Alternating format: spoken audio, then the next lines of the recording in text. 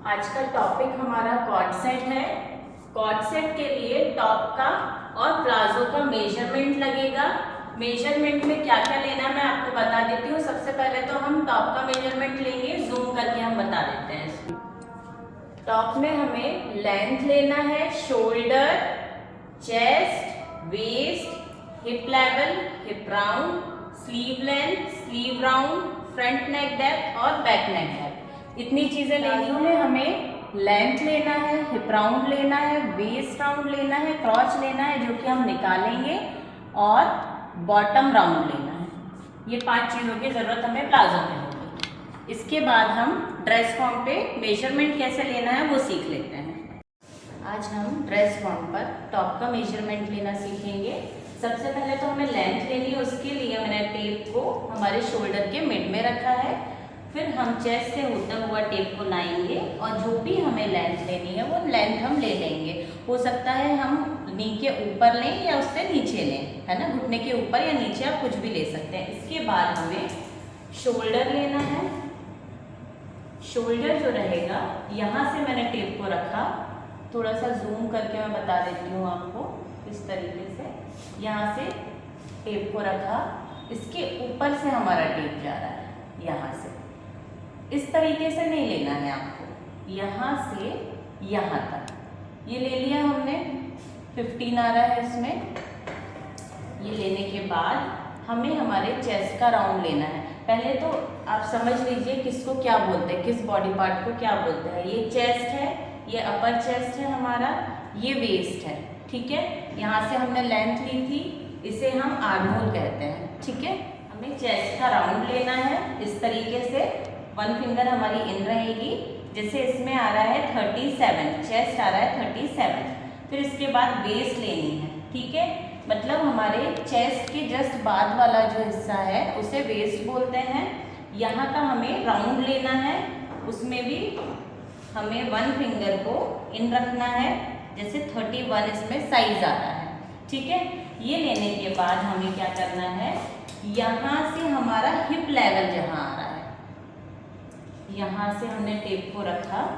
जैसे मेरा hip level आ रहा है 21, वैसे तो इसके स्टैंडर्ड होते हैं 20, 21 या 22 पे आप ले सकते हो, ठीक है।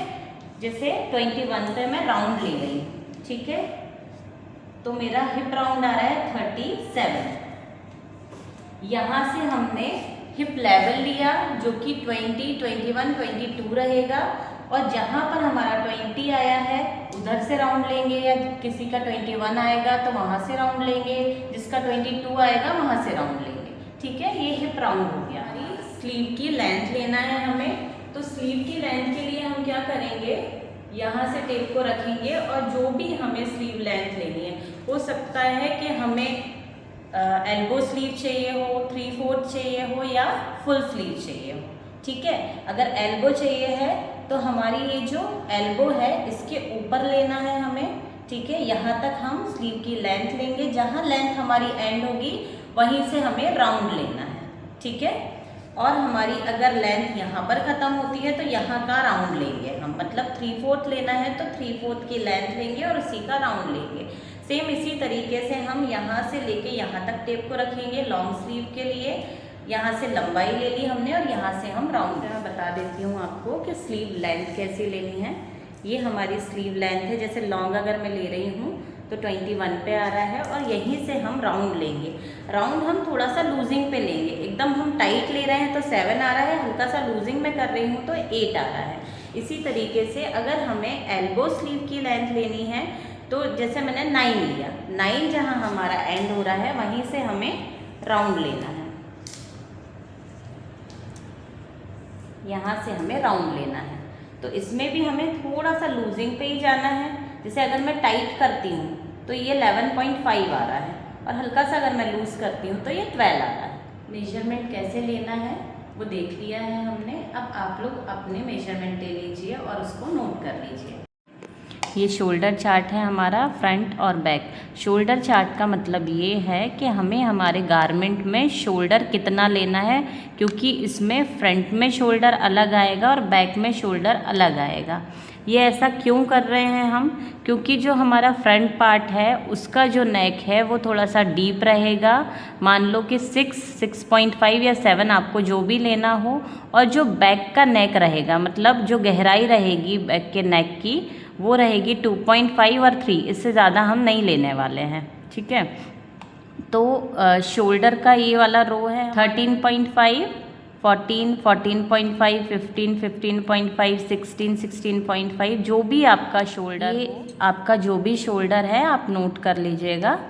जैसे मान लो कि आपका शोल्डर 14 है, तो 14 को हम डिवाइड करेंगे 2 से, मतलब 14 को भाग देना है हमें 2 से, तो आंसर हमारा आएगा 7। बैक शोल्डर जो रहेगा हमें शोल्डर का आधा लेना है। ठीक है, 14 है तो हम 7 लेंगे। ठीक है, मैं आपको कैलकुलेटर में भी करके बता देती हूँ एक बार।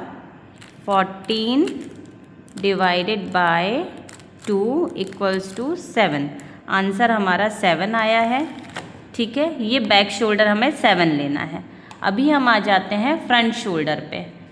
हमारा जो शोल्डर है वो 14 है, यहाँ पर बैक हमारा 7 आया। फ्रंट में हमें क्या करना है, जो भी हमारा डिवाइड करके आया उसमें -0.5 करना है। मतलब जो हमारा ये आंसर आया जो हमने बैक में लिया है उसमें -0.5 करना है हमें, तो आंसर हमारा क्या आएगा 6.5।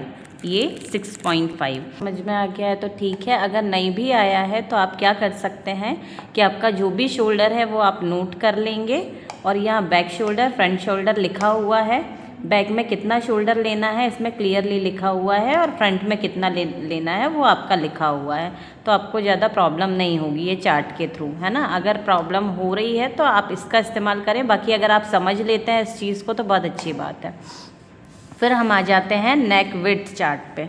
ठीक है, तो शोल्डर हमारा 13.5, 14 जो भी आपका शोल्डर है ना, और फ्रंट नेक विड्थ और बैक नेक विड्थ। फ्रंट नेक विड्थ का मतलब क्या है, आगे के गले की चौड़ाई, ये पीछे के गले की चौड़ाई। ठीक है, तो अगर 13.5 आपका शोल्डर है तो आगे के गले की चौड़ाई आपको 2.75 लेनी है, पीछे के गले की चौड़ाई 3.25 लेनी है। ठीक है, अगर आपका शोल्डर 14 है तो आगे के गले की चौड़ाई आपको 3 लेना है, पीछे के गले की चौड़ाई आपको 3.5 लेना है।